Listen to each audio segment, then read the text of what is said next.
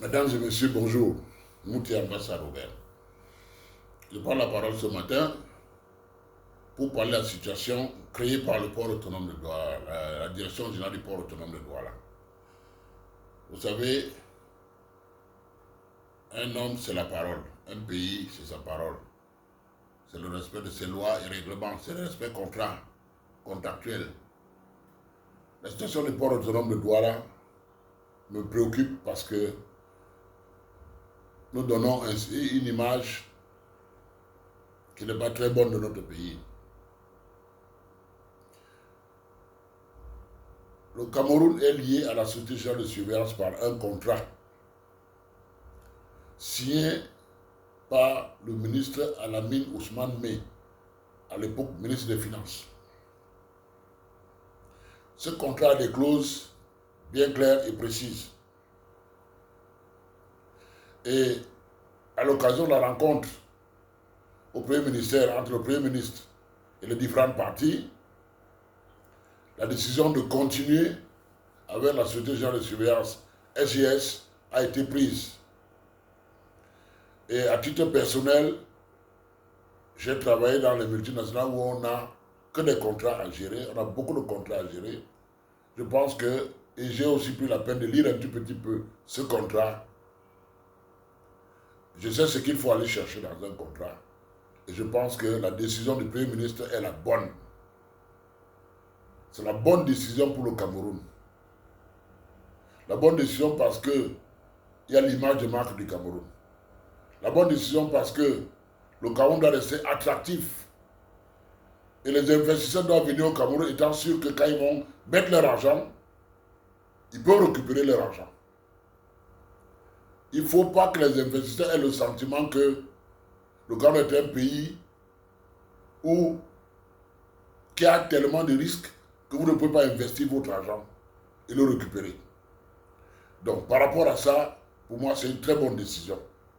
Et j'encourage la direction générale du port autonome de Douala de reprendre du service avec la Société Générale. C'est la bonne décision, c'est la bonne voie. Sinon, on ira vers des procès, de procès en procès, et beaucoup d'argent à payer en dommages et intérêts. Ça, c'est le premier volet des choses. Quelque chose qui ne se voit pas, qui est très important, et même plus important que tout ce qu'on dit jusqu'à présent, c'est l'institution présidentielle. Le chef de l'État du Cameroun, c'est Paul Biya. Je pense que monsieur le directeur général du port sait bien que quand le président Paul Biya veut se reposer, c'est en Suisse qu'il part. Monsieur le directeur général du port sait que quand Paul Biya veut se soigner, c'est en Suisse qu'il part. Monsieur le directeur général sait que quand l'épouse du chef d'État, la première dame, Madame Chantal Biya, veut aller se reposer ou se soigner, elle va en Suisse. Je pense que monsieur le directeur général du port sait que les enfants du couple présidentiel ont pour Suisse comme première destination. Alors d'où vient-il que monsieur le directeur général du port puisse mettre le chef d'État, son épouse, ses enfants, donc sa famille, dans une position où l'entreprise SGS est une entreprise suisse. Comment le président va aller se reposer dans un pays où son pays Cameroun a des problèmes avec le pays de SGS? Comment il va aller se soigner dans ce pays? Comment son épouse et ses enfants seront là-bas? Je pense qu'il faut faire très attention. C'est un côté invisible des choses qu'il ne faut pas négliger. La Société générale de surveillance est une société suisse. Et le président aime bien la Suisse. Tout le monde le sait. Ne mettez pas le président mal à l'aise. Ne disposez pas le président, monsieur le directeur général du port. C'est vrai. C'est vrai. J'entends parler des histoires de souveraineté. J'entends parler des histoires d'argent. Mais rien ne vaut notre chef d'État, son épouse et ses enfants. Il faut faire attention. Nous avons beaucoup de niches où on peut optimiser Mais ce n'est pas à l'ordre du jour, c'est pas à l'ordre du jour en ce moment. Je voudrais juste dire que la décision prise par le Premier ministre, chef du gouvernement, est la bonne. Et que M. le directeur général du port s'engage à respecter cette décision.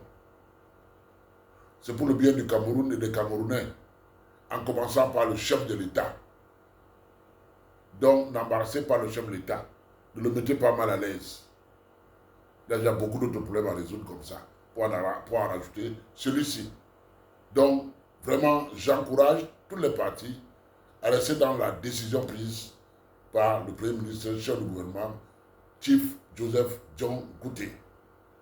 Maintenant, si Transatlantique doit travailler avec le Cameroun, il n'y a pas de souci. C'est ce que le ministre des Transports a dit à sa sortie. Il y a une procédure à respecter, monsieur le directeur général du port.